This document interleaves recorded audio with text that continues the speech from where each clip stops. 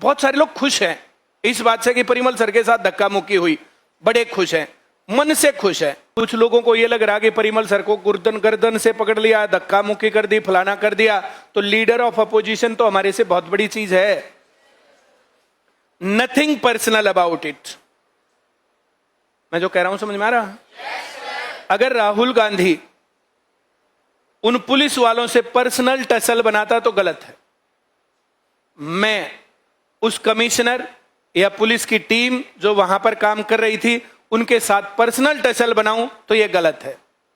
बहुत सारे लोगों ने कहा कि सर आपको साथ धक्का मुक्की, ये वो एक शिक्षक के साथ ही ये व्यवहार हुआ। ये शिक्षक के साथ नहीं, ये देश के साथ व्यवहार हुआ, ये सभी युवाओं के साथ व्यवहार हुआ। ये अकेले मेरे साथ हुआ, सबके साथ हुआ। मैं जो कह रहा हूं समझ में आ रहा है? तो nothing personal about it. Personal नहीं होता ये आप आंदोलन में जाओगे, हम वहां जाते जंतर मंतर पर 2-4 डंडे पड़ते तो फिर क्या कहते? एक टीचर को पीटा, जो वहां जाएगा वो पिटेगा। पहले से मान के जाना चाहिए, सर टूटेगा। अगली बात और बहुत सारे स्टूडेंट्स ने कहा हम अपने घर वालों को कैसे समझाएं।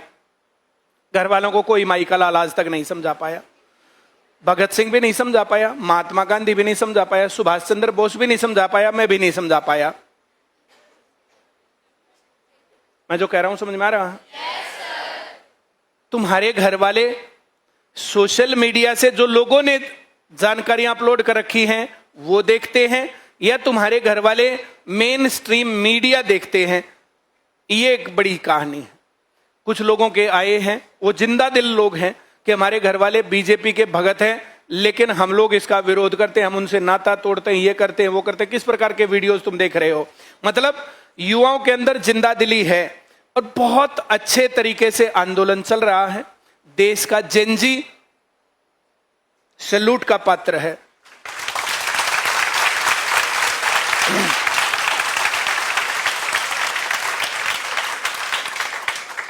लड़ सकते हो तो लड़ो, नहीं लड़ सकते तो खड़े हो जाओ, खड़े भी नहीं हो सकते तो बोलो, बोल नहीं सकते तो लिखो, और कुछ भी नहीं कर सकते तो कम से कम मन में सहमति वो तो ऐसी रखो कि हाँ वे अच्छा काम कर रहे हैं। और अगर वो भी नहीं कर सकते तो क्या बोले? फिर कुछ कह नहीं सकते। मैंने जो कहा समझ में आया? इन कामों में नुकसान मिलता है। कोई आदमी ये सोचे कि इसमें जो है हमें कुछ ऐसा मेडल मिलेगा, तो ये गलत बात। भगत सिंह आज भी आतंकवादी ही दर्ज है। भगत सिंह आज भी, लेकिन सरकारी कागजातों में लोगों के दिलों में क्या जगह है? मैं जो कह रहा हूं समझ में आ रहा है? दो अलग अलग पक्ष होते हैं, एक सरकार और एक जनता। लीडर और लेड, कौन नेता है, किसके ऊपर नेतृत्व किया जा रहा है, डिमांड्स कैसे हो रही हैं, देश कैसे चल रहा है, नीतियां कैसे बन रही हैं, उन सब चीजों के ऊपर एक विश्लेषण युवाओं के पास होना चाहिए। और मैं बहुत ज्यादा खुश हूं।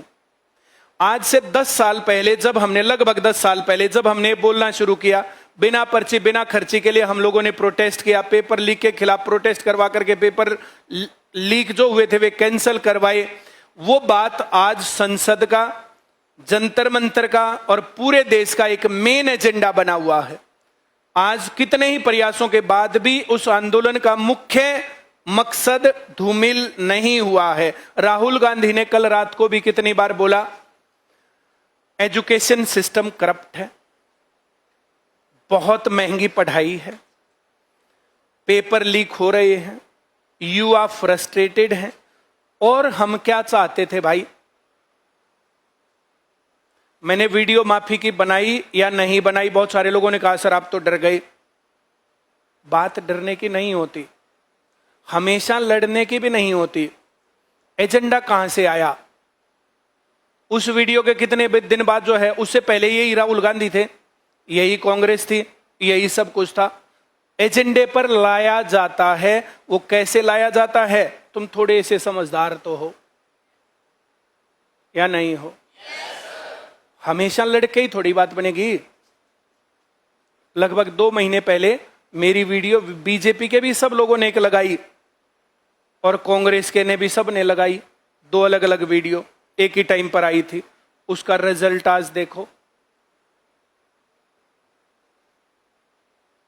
कांग्रेस का कौन सा लीडर अब कह रहा नहीं हमारी सरकार आएगी और 50 वोट वालों को नौकरी देंगे? अगले चुनाव में कांग्रेस का कौन सा लीडर इसी लाइन को बोलेगा?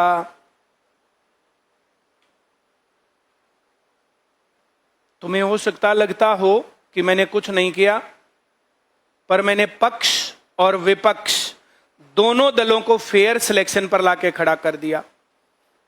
कल एक मेरी डिबेट हुई थी, उस डिबेट में बीजेपी के प्रवक्ता की बातें सुनो कि हमने ऐसा कानून बनाया, फलाना बनाया। मैंने उससे बहुत सारे सवाल पूछे, एक भी सवाल का जवाब उसके पास था नहीं, वो बोला ही नहीं मेरी बात के ऊपर।